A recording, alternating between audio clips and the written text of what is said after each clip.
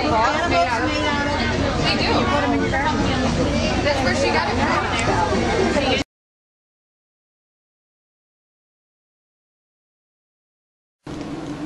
Welcome to part 3 of my Cleveland Metroparks Zoo retrospective. This is the final part. Now, previously we have looked at some newspaper clippings of the zoo and the maps of the zoo. As well as a photograph of the zoo's lions, Mufasa and Chloe, who are my favorite animals at the zoo. Today we're just going to talk about some of my experiences, my times over there. Yeah, that's pretty much it. Well, anyway, the first time, okay, let me just start from the beginning. Well, my mother was from Japan. My dad is from America, so we moved to America. And of course, my first visit to the Cleveland Metroparks Zoo was around like 1997, 1998. Now, the first time I came there, I was hooked. I barely remember any of it. There are very few photographs, which I cannot show you because the faces of my parents are in there, the faces of my siblings are there. So, we only took pictures of some giraffes, the Yaga tree from Australian Adventure. Oh, wait a minute. Speaking of the Yaga tree, it was built in 2000. So yeah, the first time I've been there was the year 2000. Barely remember a thing. So, we took pictures of the Yaga trees, ostriches, giraffes, and what I believe is Joe the elephant, along with some zebras. So, yeah, pretty much loved it. Of course, ever since that day, we've been going there, or my family's been going to the zoo every friggin' year. Sounds crazy, you know? Well, sometimes we went there like twice. Sometimes it was like 3 times a year. Like one for spring, one for summer, one for winter. Not in the fall. We rarely went there in the fall. Only for this little celebration called Boo at the Zoo, which they do like every Halloween or every October. Prior to Halloween, that is. Which I did not enjoy that much. I wasn't that crazy about it. The first time I went to Boo at the Zoo was like around 2004, 2005.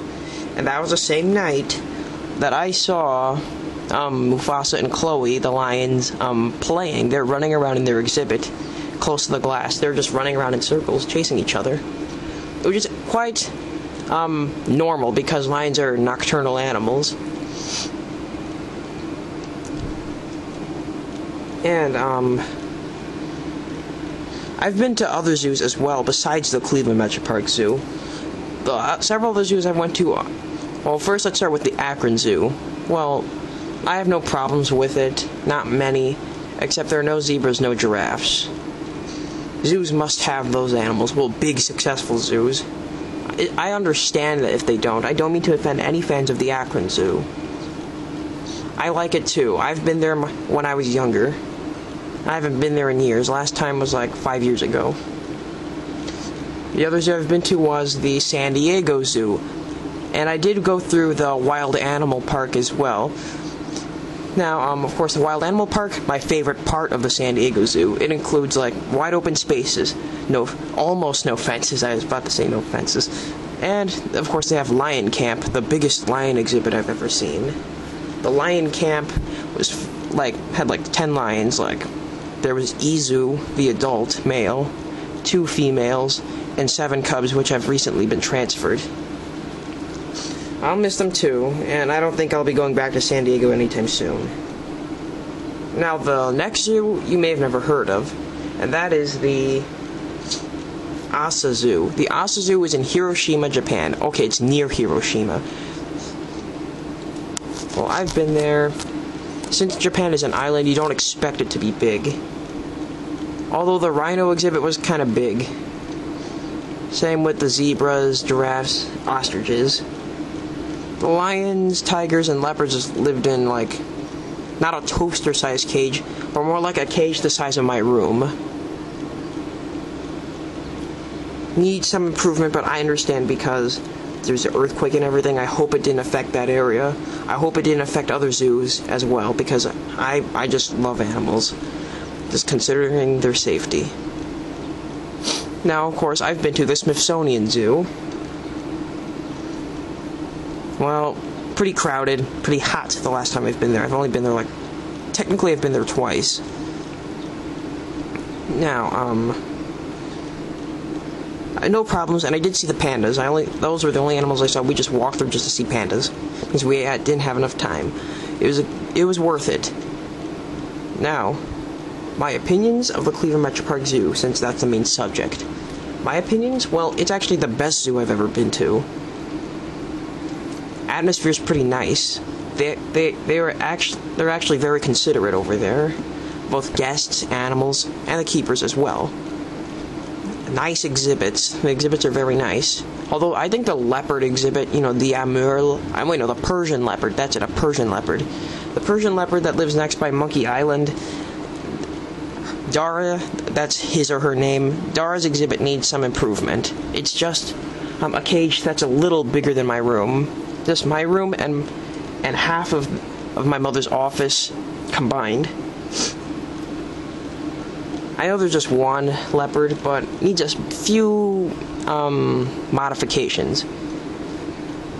Now, also like African elephant crossing, I like the fact that they built it. They're one of the best ideas ever made in Cleveland. One of the best exhibitations in Cleveland ever.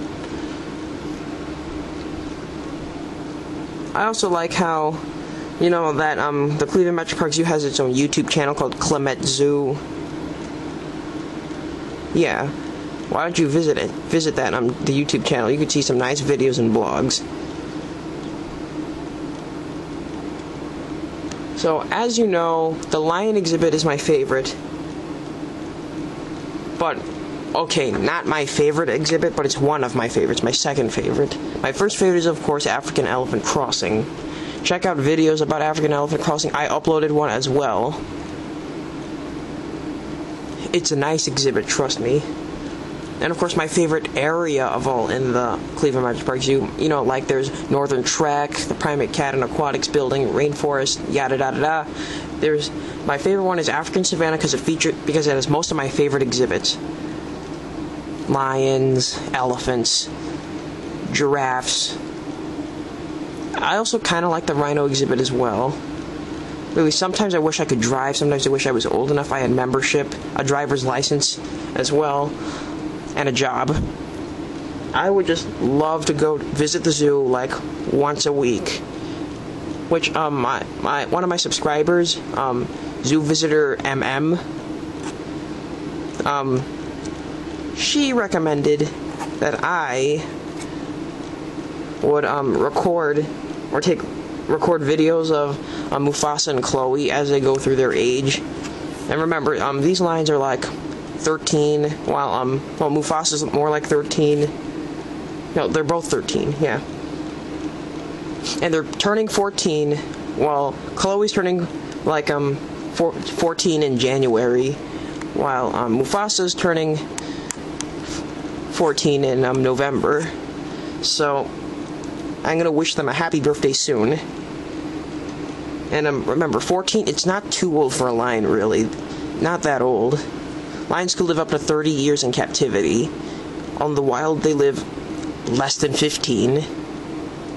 Which is proof that lions die young in the wild. Or they have a lower expectancy to live. Now, that's all I gotta say. Boss Killer 13 signing out, and if you're a resident of Cleveland, go to the Cleveland Metroparks Zoo if you haven't been there.